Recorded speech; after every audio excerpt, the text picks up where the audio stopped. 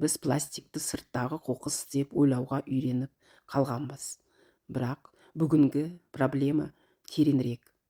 Пластик қоршаған ортаның бір бөлігіне айналған нанобөлшектерге ыдырайды.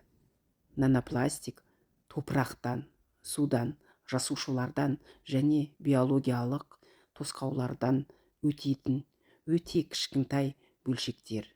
Ол өсімдіктерде жинақталады. Тамырлар оны сумен бірге сіңіреді.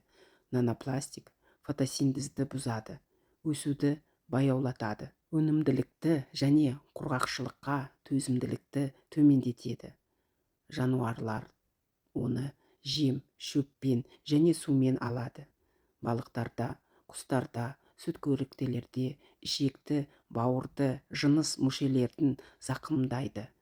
Қабынуды, гормональды бұзылыстарды тудырады.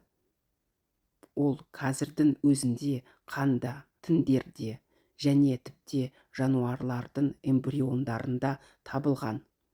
Адам осы тізбектің келесі бөлігі сумен, тамақпен және ауамен нанопластикті қабылдаймыз.